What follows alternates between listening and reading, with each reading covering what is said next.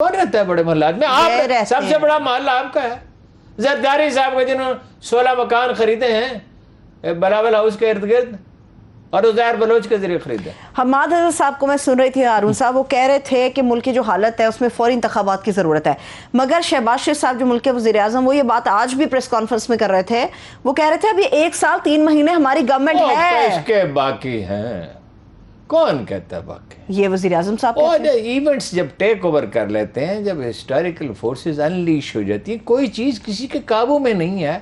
کبھی آپ نے دیکھا تھا ان لوگوں پہ تنقید ہو رہی ہے، ایک فکرہ جن پہ تنقید کا کوئی کہہ دے اس طرح کا، تو حیرت ہوتی تھی کہ بھئی اس نے کیسے کہہ دیا.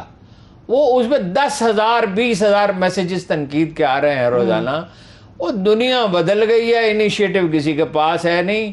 وہ ایسے اپنے دل کو تسلی دینے کے لیے اور لوگوں کو وہ بہلانے کے لیے کہہ رہے ہیں، بزنس مین کو سوال ہی نہیں پیدا ہوتا. ادھر سے یہ ایک سوال اور دے دیتی ہوں آپ کو میں، جن لوگوں کی آپ بات کر رہے ہیں. ایک اخبار نویس کے ساتھ گزشتہ روز کچھ معاملات گڑبڑ ہو گئے ہارون صاحب، اور انہوں نے پھر سیدھا سیدھا ہی اسامہ بن لادن کا تانا دے دیا ہے. وہ سابق فوجی کی بات آپ کریں؟ جی. انہوں نے کہا اب آپ اس وقت کیوں نہیں نکلے جب اسامہ بن لادن تھا؟ جی. بے خبر لوگ.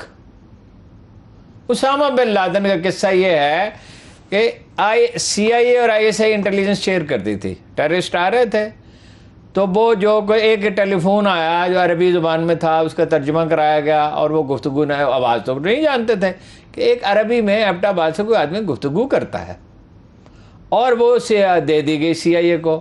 اب ہوتا یہ تھا کہ انہوں نے ایک انفارمیشن دی، وہ واپس انفارمیشن دیتے تھے جی کہ یہ فلاں آدمی ہے. انہوں نے معلوم کر لیا کہ کیا ہے. اچھا اب یہ ہے کہ وہ چھپا ہوا تھا، جی وہاں فوجی چھونی، وہاں کوئی فوجی چھونی نہیں ہے. ایبٹ آباد کاکول اکیڈمی ہے، بچے وہاں پڑھتے ہیں فاصلے پہ. وزیرستان سے اور قبائلی علاقوں سے بے شمار لوگ ایبٹ آباد آئے، اور انہوں نے اپنے مکان، اس میں ایک مکان وہ بھی تھا جو اس نے خود تو نہیں بنایا نا کھڑے ہو کے. وہ بھائی حکمت یار برسوں چھپا رہا افغانستان میں، ایک انڈیویجول تھا. ایران سے امریکیوں نے تھریٹ کیا ایرانی حکومت کو، وہ بھاگ کے افغانستان پہنچے. ظاہر ہے پاکستان، ایران کراس کیا، پاکستان کراس کیا، یا ایران سے سیدھا افغانستان گیا. تو یہ چھپ جانا، وہ یاسر عرفات برسوں خفیہ زندگی گزارتا رہا، جسے چاہتا تھا ملتا تھا، نہیں ملتا تھا. اسرائیلی اس کو ٹریس نہیں کر سکے، وہ اپنی فطری موت مرا نا. اچھا وہ اپنا CIA نے واپس یہ اطلاع دینے کے بجائے کہ اسامہ بن لادن ہے، انہوں نے کوئی جواب نہیں دیا. یہ میں کوئی سنی بات ادھر ادھر سے نہیں سنی کر رہا. مجھے جنرل پرویز اشفاق پرویز کیانی نے خود بتایا. جنرل پاشا صاحب وہاں موجود تھے.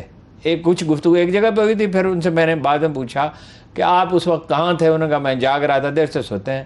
اور مجھے بتایا گیا، اور میں نے کہا کہ ایٹمی تنصیبات پر شاید حملے کا خطرہ ہو. وہ تو ہمیشہ رہتا ہی ہے، اندیشہ تو ہوتا ہی ہے نا. تو پہلے وہاں پتہ کرتے رہے، پھر پتہ چلا کہ ہمارا نہیں ہے. پھر سوچا ہمارا ہوگا، ہمارا بھی نہیں ہے. پھر پتہ چلا کہ یہ معاملہ اتنے میں تاخیر ہو چکی تھی، ہم کارروائی نہیں کر سکتے تھے. مگر وہ سخت بہت بات کہی امریکیوں سے. ایک ایسا واقعہ ہو گیا تو تعلقات ختم ہو گئے. فوجی افسروں کا کیا تعلق تھا اسامہ بن لادن پہ احتجاج کرتے؟ دیکھیں نا، پہلی بات تو یہ ہے کہ فوج کو مورد الزام اس پہ ٹھہرانا. ایک جنرل پرویز اشرف کیانی صاحب کا جزیرہ ہے آسٹریلیا میں، اس جزیرے کا نام کوئی نہیں، گئے وہ کبھی نہیں، آج تک ویزا ہی نہیں اپلائی کیا. یہ کیا لوگ ہیں؟ ان کا کام ہے اپنے ملک کی تذلیل کرنا، اپنی ملٹری لیڈرشپ کی تذلیل کرنا، مخالفین کی تذلیل کرنا. اور ان کو پتہ نہیں فوج ہوتی کیا، ان کو یہ پتہ نہیں ایجنسیاں کام کس طرح کرتی ہیں.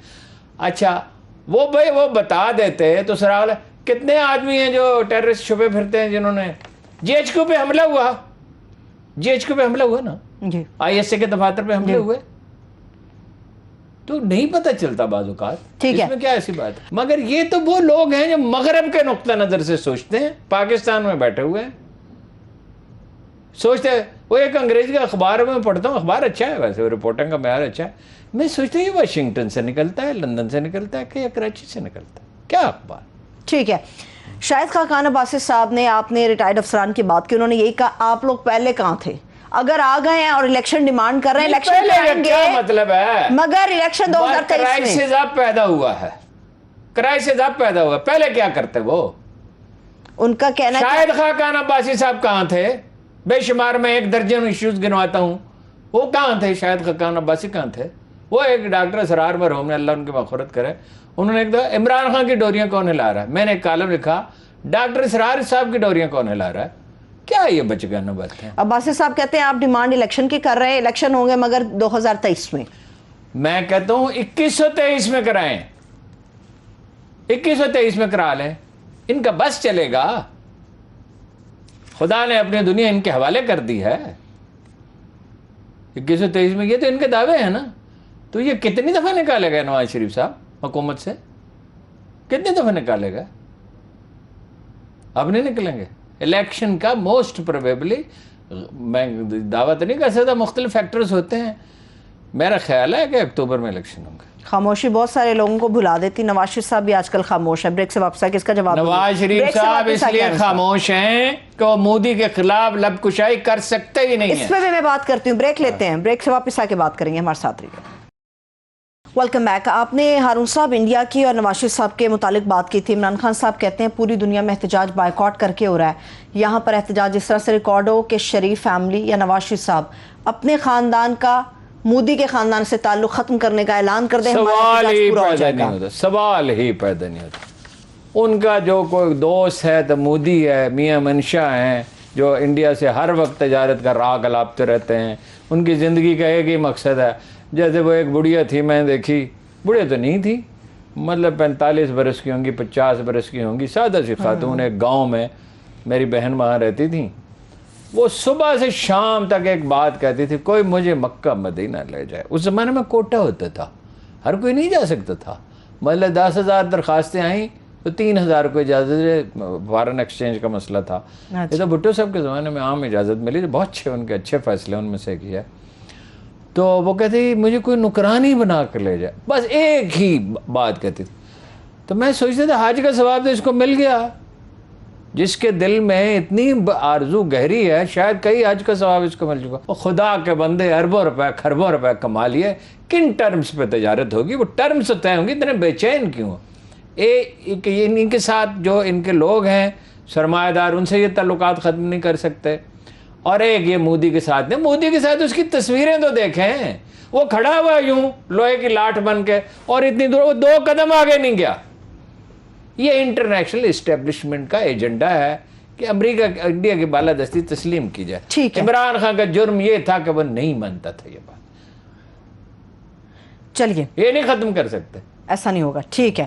اور سجن جندال کے گھر گئے بیٹے کو لے کے، ایک وزیر اعظم جاتا ہے ایک بزنس مین کا گھر، خفیہ ملاقات بھی تو ہوئی نا، بہت کچھ ہے، اور بھی بہت سی چیزیں منظر عام پہ کبھی آئیں گی۔ ٹھیک ہے ہارون صاحب، ایک چیز ہے بڑی وہ پریشان کن ہے پاکستان کی، تیری رسوائی کے خون شہداء در پہ ہے، دامن یار خدا ڈھانپ لے پردہ تیرا۔ بچیں گے نہیں، بچے گا ان میں سے کوئی بھی نہیں، یہ بتا دو آپ کو۔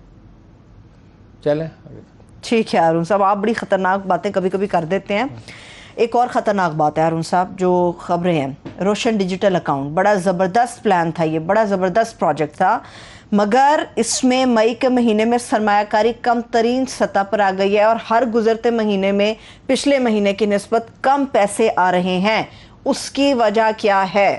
اور اکاؤنٹس بھی کم کھول رہے ہیں، ہر مہینے نئے اکاؤنٹس کو ناراض ہیں اوورسیز پاکستانی۔ کس بات؟ دیکھیے کس بات پہ؟ عمران خان کو نکالنے پہ، اور یہ بھدے طریقے سے نکالنے پہ۔ یہ فوجی کس لیے ناراض ہیں؟ شاہد خاقان عباسی صاحب تو کوئی بادشاہ آدمی ہیں جو کہتے ہیں تم کہاں تھے؟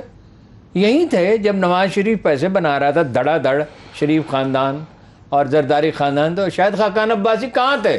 یہیں تھے نا، اور خود وہ شریف آدمی ہیں، ان کی شہرت اچھی ہے، تو یہیں تھے نا، تو انہوں نے کیا کر لیا تھا؟ بھائی سوال ہی نہیں، اوورسیز پاکستانی جو ہیں 70، اسی لیے تو ان کو ووٹ ختم ہوئے، 4 کام کر رہے تھے، اس لیے بے چین تھے اقتدار میں آنے کے لیے۔ اقتدار میں آنے کے بعد کیا ملا؟ وہ آج ڈاکٹر موحید پیرزادہ صاحب نے گن کے بتا دیے، بڑا اچھا انہوں نے کہا۔ مقدمات اپنے ختم کرنے تھے، نیب کو ختم کر دیا۔ میں نے آج نیب کے افسروں کو مشورہ دیا شادی گھر کھول لیں ادھر نیب میں، دو اتنے دفاتر ہیں سارے ملک میں، 2-4 کروڑ روپے روز کی آمدن ہوگی مہینے کی، ہاں جی، اپنا 5-7 لاکھ روپے، 10 لاکھ روپے روز کی آمدن ہوگی۔ اچھا وہ مقدمات ختم کرنے تھے، اپنا ای وی ایم مشین ختم کرنی تھی، اور ओवरसीज पाकिस्तानीज के वोट ख़त्म करने थे और नैब का ख़त्म करना था। नैब के ऊपर तो वो अब भी लबकुशाई करते हैं कि बंद होना चाहिए, इसको खत्म नहीं, करें, हर एहतसाब के चीज मजलिस को आना एहतसाब चाहिए। का तमाम निज़ाम खत्म होना चाहिए।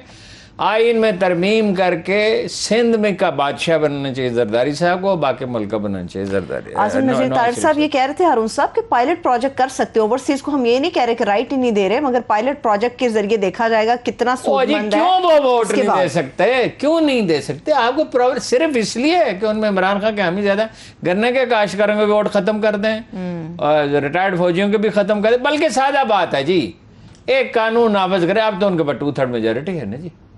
और अपोजिशन लीडर कौन है? राजर रियाज। तरीक़े इंसाफ में, अभी मैं हूँ तरीक़े इंसाफ में। अच्छा, जो इमरान खान का हामी होगा उसका नाम लिस्ट से निकाल दिया जाए। अच्छा, वो 40% हो, 45% हो, 38% हो, 22, उनका बिल्कुल कानून बनाना चाहिए। इमरान खान को वोट देने का क्या हक है जी? है? बल्कि एक और तरमीम करें, जिसका कद जो है 5 फुट 10 इंच से ज्यादा होगा वो ना एमएनए बन सकता है, ना वो अपना वज़ीर आप आज़म असद बनना, उमर सदर साहब को बन- टारगेट करने की कोशिश कर रहे हैं। नहीं, मुझे लग रहा है आप असद उमर साहब को टारगेट कर रहे हैं। ठीक है, अच्छा। अच्छा हारून साहब, the most important thing, Fawad Chaudhary साहब, वो भी आजकल बड़ा लाइमलाइट में अपने बयान। वो तो लड़ सकेंगे, उनका कद 5 फुट 10 इंच नहीं है। मैं असद उमर साहब की बात कर रही हूँ हारून साहब। 5 फुट 8 इंच होगा, उनका 7 इंच होगा। फवाद चौधरी साहब, आप हमेशा बुज़ार पे, उस्मान बुज़ार साहब पे तनकीद करते हैं, आप हमेशा खुसरो बख्तियार के नाम लेके तनकीद करते हैं। तहरीक इंसाफ के ये दोनों मेंबरान असासे हैं, ये फवाद चौधरी साहब क्लेम कर रहे हैं, और उन्हें खुद अंडरग्राउंड कर दिया गया है। अंडरग्राउंड बम बना, एटम बम बना रहे हैं। असासा है हाइड्रोजन- तहरीक इंसाफ का। कोई असासा नहीं। 100 एकड़ जमीन पे 5 शुगर मिले, उसने कहाँ से लगा ली हैं? और मैंने रात एक साहब का, एक वो सेंसिटिव पोजीशन पे, मैं नाम नहीं ले सकता, उनका फ़ोन आया। मैंने कहा एक बात बताइए, आप उस्मान बुज़दार को अपना चौकीदार रख सकते हैं, अर्दली रख सकते हैं, बावर्ची रख सकते हैं, ड्राइवर रख सकते हैं? वो उधर क्या लगा, उन्होंने कहा कैसी बातें कर रहे हैं? मैंने कहा बस this is the point. Blunder जो किए खान साहब ने, उसमें से एक ये था, जब वक्त आया, मैंने वैसे 7 हफ्ते पहले उनसे कहा था, जब उन्होंने मुझसे मशवरा मांगा कि परवेज़ चौधरी परवेज़ लाई के हवाले कर दें, सारा जाता देखिए तो आधा दीजिए बांट।